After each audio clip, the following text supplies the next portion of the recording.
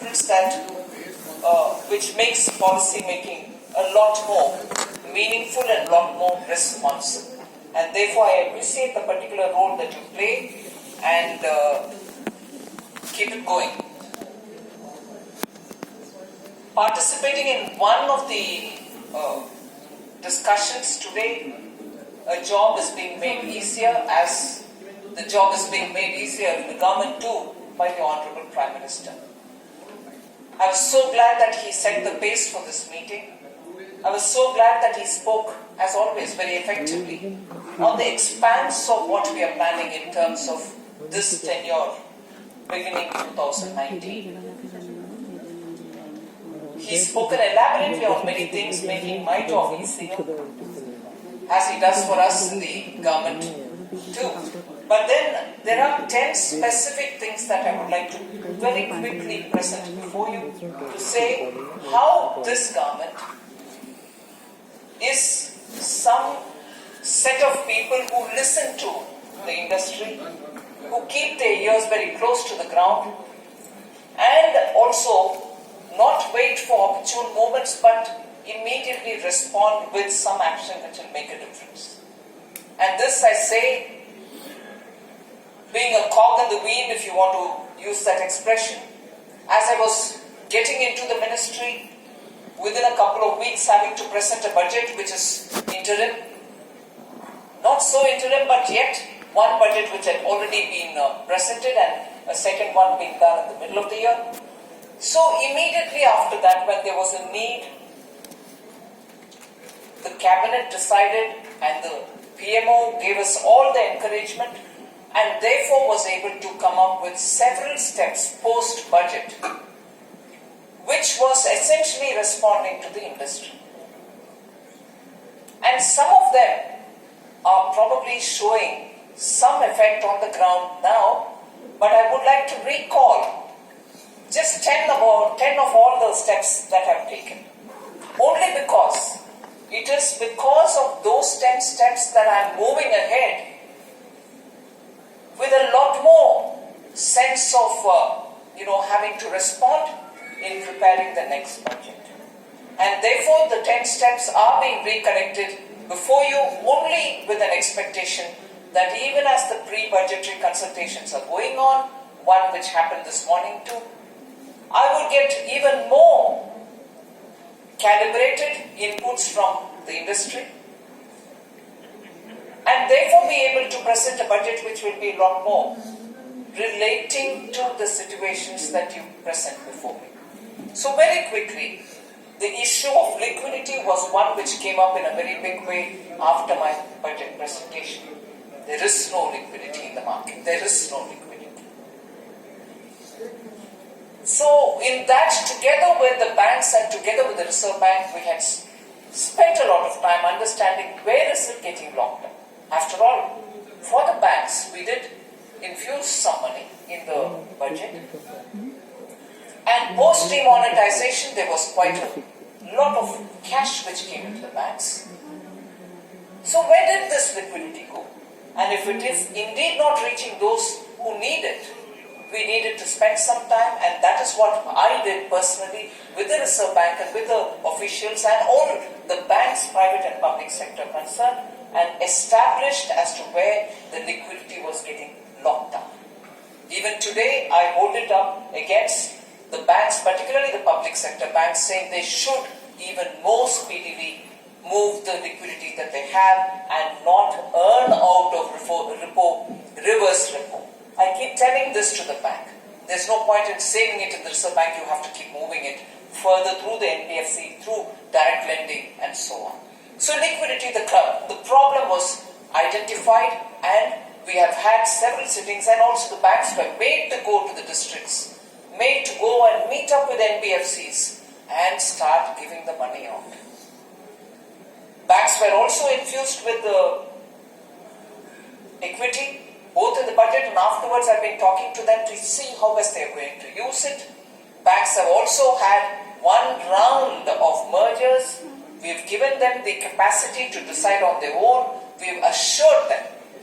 And I'm glad that the Prime Minister has also spoken about it, that they have to be absolutely professional, and I'm proud to say there has not been any interference in the bank's decision-making process from the government.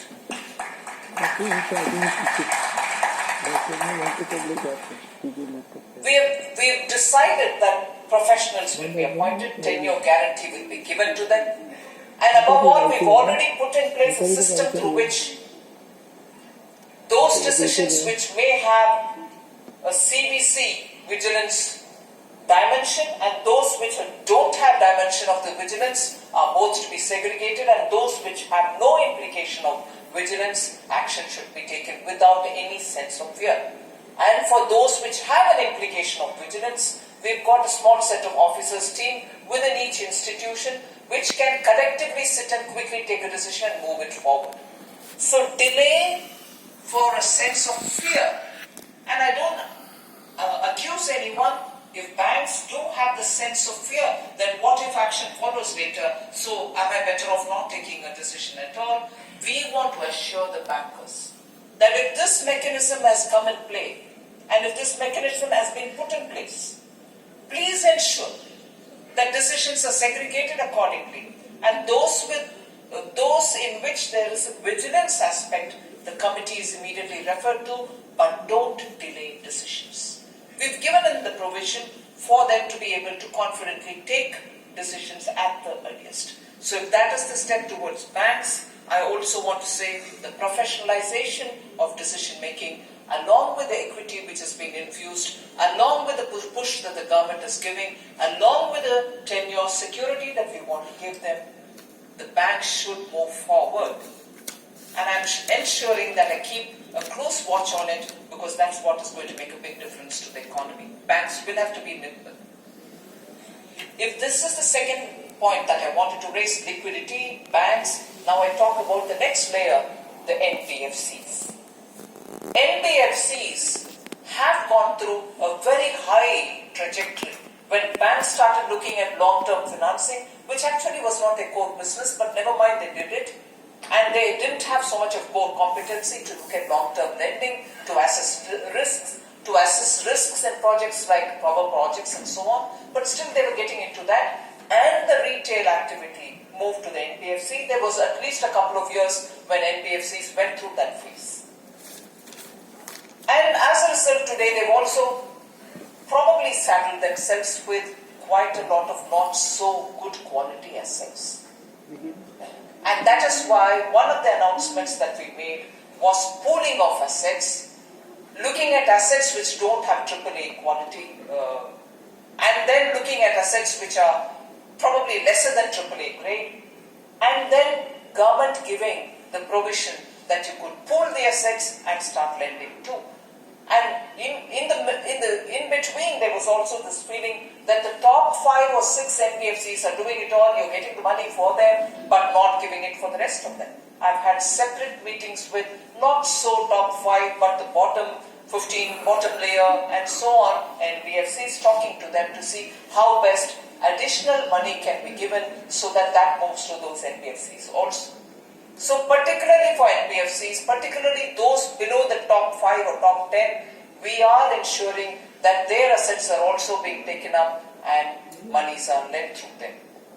Special attention therefore for NBFCs is the third thing that I want to highlight. Fourth, real estate sector. Mr. Hiranandana is seated here, he's met me at least 2 or 3 times.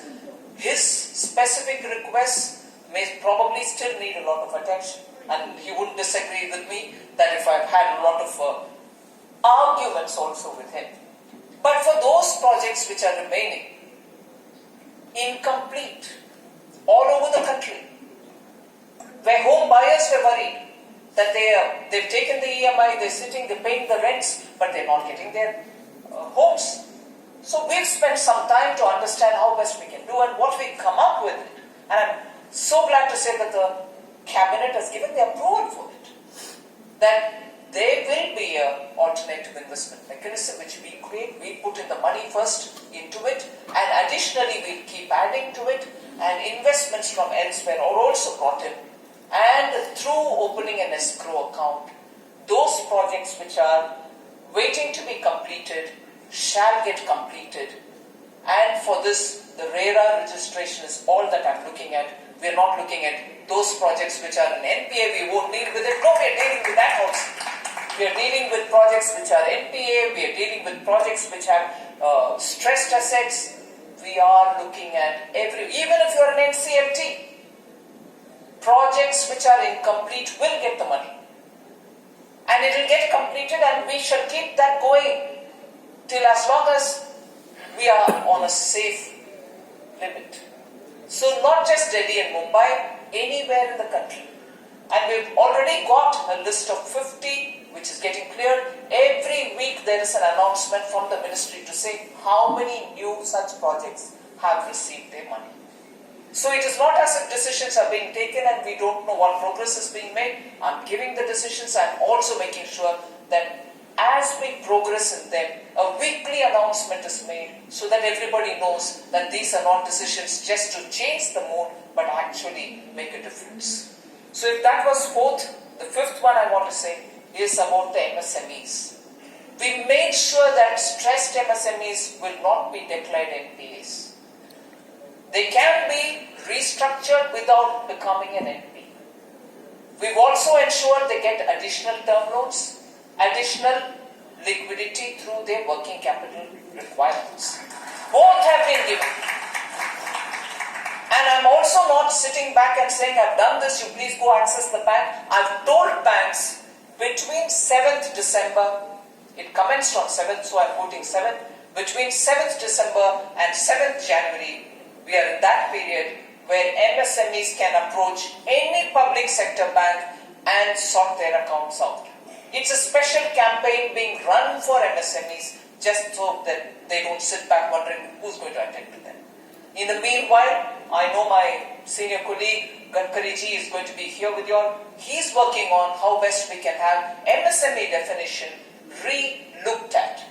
And if definition of MSME is what is curtailing them from getting the benefits, we are willing to change the definition.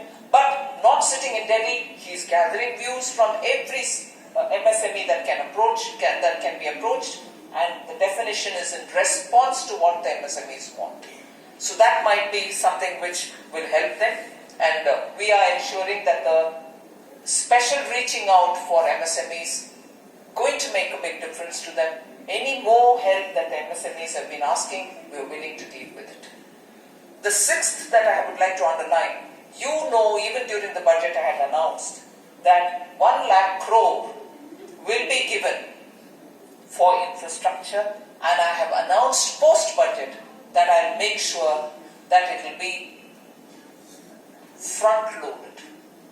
We formed a task group, and the task group is also looking at getting the pipeline ready so that at the earliest we clear each one of those projects. I'm glad to know, even as I'm coming here, nearly 10 of them are ready for clearance, so they will get the monies up front. And therefore, if 100 lakh crores was announced for 5 years, majority, as and when they come, should be cleared as and when they can get cleared from us. I'm not waiting for the time, 1 year this much, next year that much. It will happen even as they get going.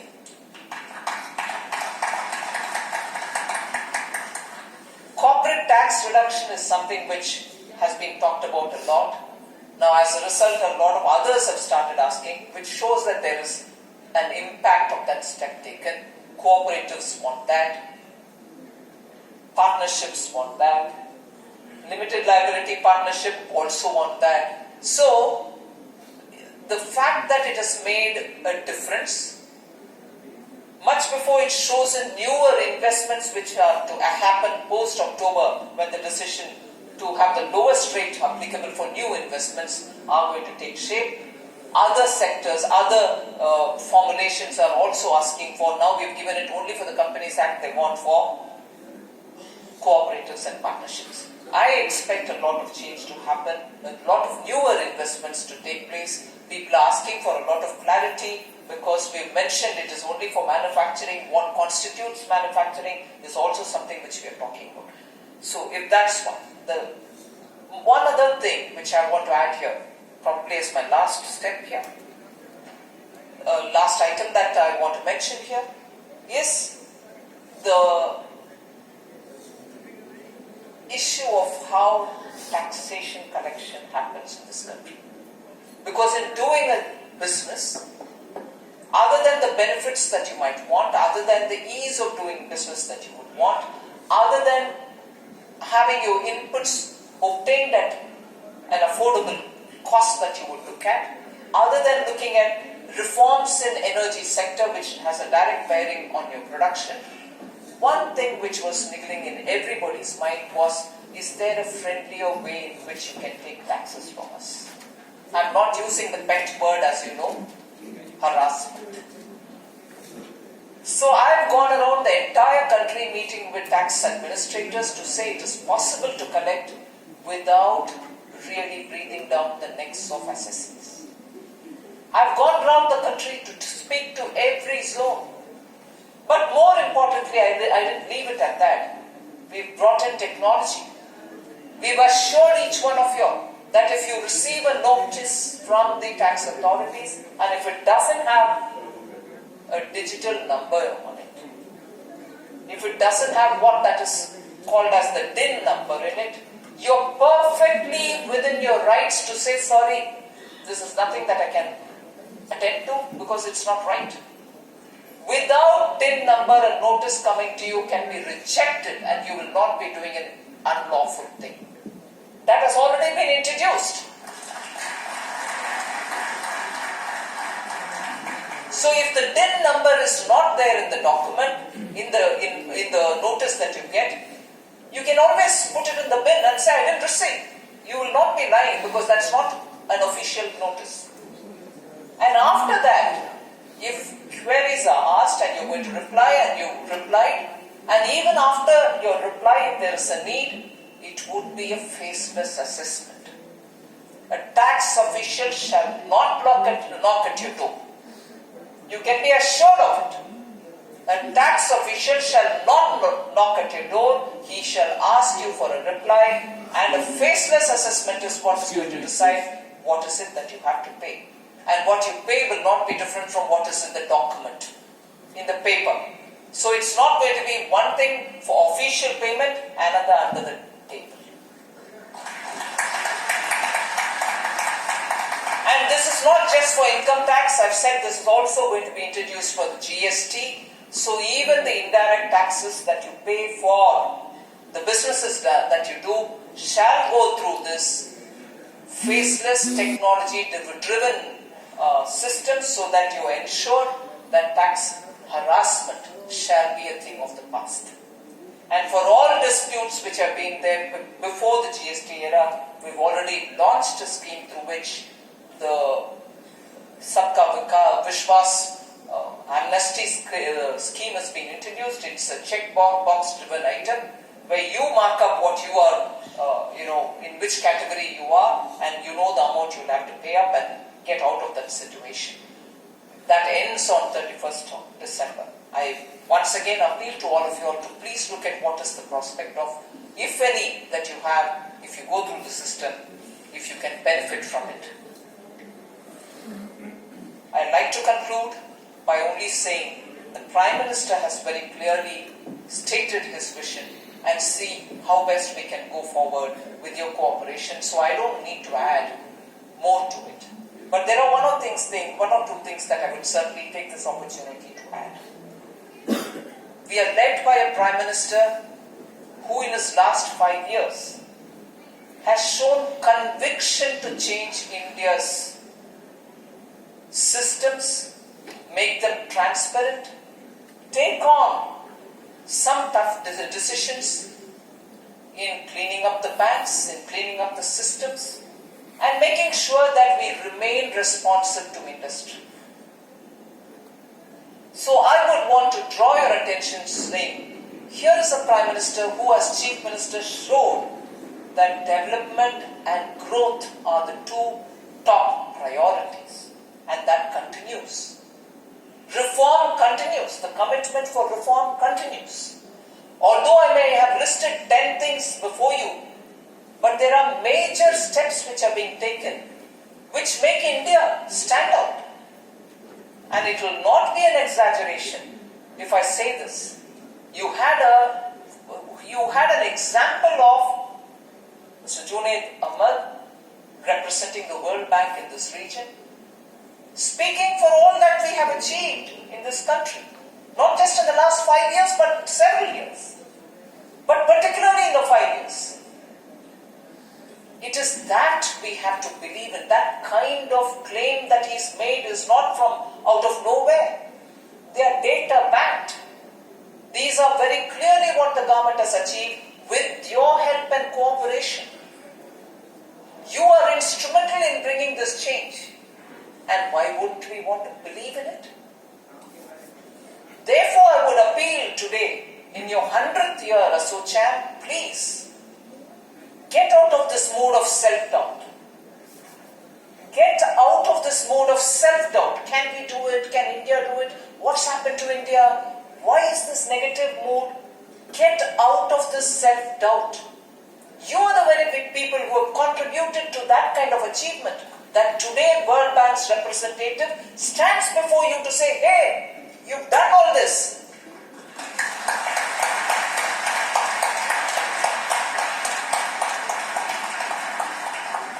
If I were to say all that, you would say, obviously, you're from the government, won't you say it? I've not said it. I'm still saying I'm only listing that boring list of, oh, I've done this, I've done that, I've done that. Which is my job, I'll do it. But what had happened in the last 5 years and what achievements you have made possible is read out by somebody else. And I'm not saying it from the point of view somebody else in that sense. In today's mood in India, everything is treated differently. No, he's one of us in that he is also working for India's development. And he says that to you. Listed the things. Inflation has been in control. Well, I agree. Seasonal impact of a vegetable like onion has pushed it over. It's only seasonal. But inflation has always been at 4 or below 4.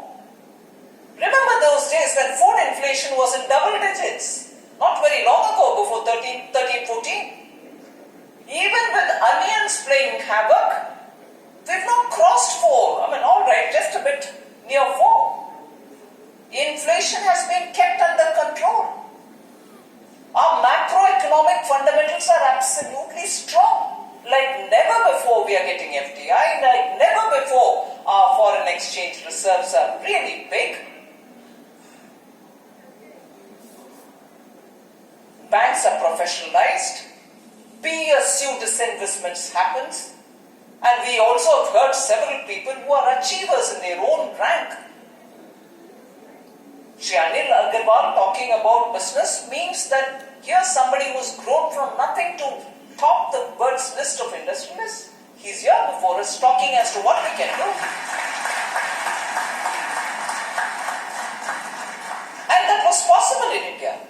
It's possible even now. We are constantly looking at those who are making top 10 in the world list, top 10 moneyed men, top 10 successful businessmen, all also from India. So strategic disinvestment happens. Public sector undertaking.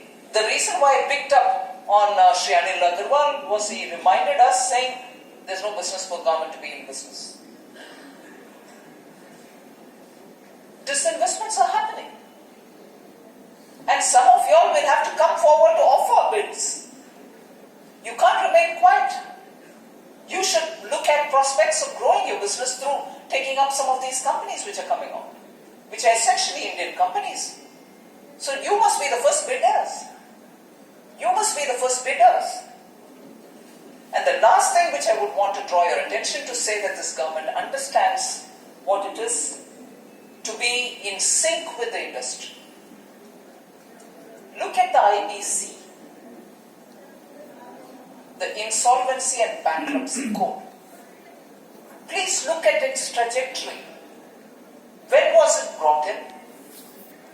Was it just a step that we wanted to show that yes, Insolvency Bankruptcy Code is coming, you can take it as a course?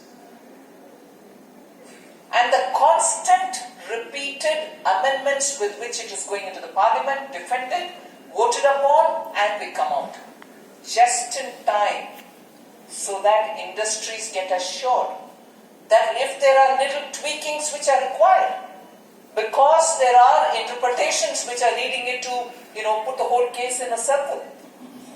You're not going to go around in a circle, but solutions are needed. The changes in the IBC are in response to the need felt by the industry and constitutionally upheld by the courts. And that work is something which all of us are doing constantly. We are willing to keep the IBC improved and bettered each time so that it becomes a robust insolvency and bankruptcy code that will help industry and businesses, if needed, to come out of a difficult situation. And I say carefully, insolvency and bankruptcy code it may be.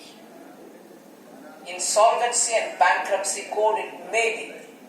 But the solutions which are coming out of it are largely to keep every such institution which approaches this code, which approaches the code, invoking this code, to run as an ongoing business. We are not shutting businesses.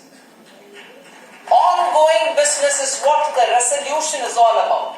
So insolvency, bankruptcy code is giving resolutions for keeping them going as ongoing business. So how optimistic can you be? How much more optimistic can you be? You have to look at the way in which this government is looking at dealing with business. We don't want to close businesses. We want to help them to be revived. We want to help them to be revived with legislative and other administrative changes. We also want to be sure that every